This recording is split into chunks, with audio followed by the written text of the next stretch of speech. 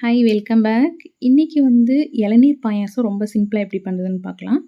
அதுக்கு ஒரு பாத்திரத்தில ஒரு 1 ஸ்பூன் அளவுக்கு நெய் விட்டுட்டு, முந்திரி வந்து உங்களுக்கு எந்த அளவுக்கு வேணுமோ அந்த அளவுக்கு வந்து நல்லா வறுத்து எடுத்துக்கோங்க. கலர் சேஞ்ச் ஆனா போதும். இளநீர் பாயாசத்துக்கு அம் கிஸ்மிஸ் வந்து சேர்த்தா அவ்வளவா நல்லா இருக்காதுன்னு எனக்கு தோணுது. அதனால நான் முந்திரி மட்டும் சேர்த்துக்கிட்டேன்.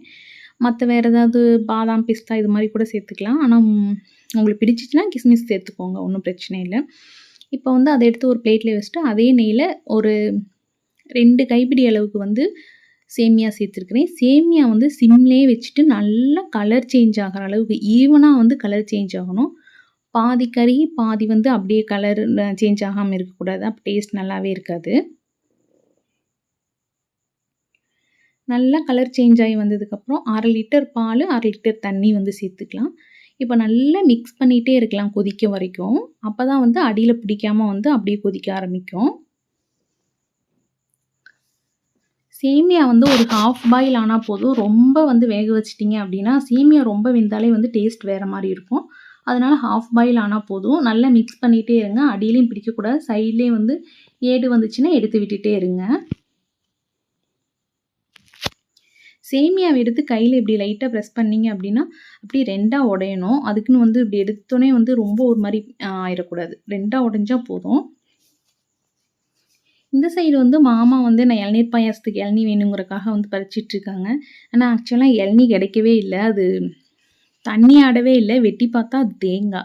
கொஞ்சம் கொஞ்சம் தான் வந்து தண்ணி இருந்துச்சு. 3 இளநீ பறிச்சு கொஞ்சம் தான் தண்ணி வந்துச்சு. அதனால அந்த இளநீக்குள்ள வந்து அந்த ஒரு மாரி ஜெல்லி மாரி இருக்கும்ல, அதெல்லாம் கிடைக்கவே இல்ல.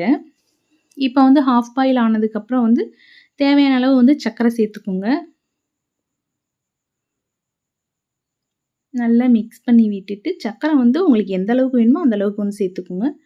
ஒரு பிஞ்ச் அளவுக்கு வந்து சால்ட் வந்து சேர்த்துக்குங்க. எந்த ஸ்வீட்டா இருந்தாலும் ஒரு பிஞ்ச் அளவுக்கு வந்து சால்ட் சேர்த்துட்டிங்கன்னா ரொம்ப நல்லாயிருக்கும். ஸ்வீட் கம்மியா இருந்தாலும் ஈக்குவலா பேலன்ஸ் பண்ற மாரி இருக்கும். இப்ப வந்து அடுப்ப ஆஃப் பண்ணிருங்க. ஆஃப் பண்ணிட்டு அப்புறம் ஏலக்காய் பவுடர் வந்து சேர்த்துக்கலாம். ரொம்ப நேரம் கொதிக்க வேண்டிய அவசியம் இல்ல. ஏலக்காய் பவுடர் சேர்த்த உடனே கூட அடுப்ப ஆஃப் பண்ணலாம். இல்லைன்னா அடுப்ப ஆஃப் பண்ணிட்டு கூட ஏலக்காய் பவுடர் வந்து சேர்த்துக்கலாம். ஒரு 1/2 ஸ்பூன் அளவுக்கு மட்டும் சேர்த்துக்கலாம். ரொம்ப சேர்த்துட்டீங்க அப்படின்னா பால் பாயாசம் மாரி ஆயிரும். இளநீர் பாயாசம் டேஸ்ட் வராது.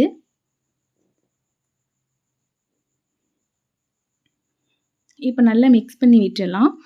நீங்க வந்து இளநீக்குள்ள வந்து அந்த ஜெல்லி மாரி இருக்கும்ல, அது கூட அத ஆட் பண்ணிக்கோங்க. நான் வந்து தேங்காயா கிடைச்சனால அந்த ஒரு பாதி தேங்காயா இருந்துச்சு. அத வந்து துருவி சேர்த்துருக்கிறேன். இளநீ வந்து 3 தேங்காயில இது பண்ணி இவ்வளோ தான் வந்து இளநீ தண்ணி இருந்துச்சு. அதையும் வந்து லாஸ்ட்டா சேர்த்துட்டு, வறுத்து வச்சிருக்கிற முந்திரியும் வந்து சேர்த்து நல்லா மிக்ஸ் பண்ணி விட்டுறலாம். இப்ப நீங்க சாப்பிட்டீங்கன்னா, லைட்டா இளநீ டேஸ்ட் இருந்துச்சு. மத்தபடி பெருசா ஒண்ணும் தெரியல. நீங்க பெர்ஃபெக்ட்டா இளநீ யூஸ் பண்ணுங்க. ட்ரை பண்ணி பாருங்க. தேங்க்ஸ் ஃபார் வாட்சிங்.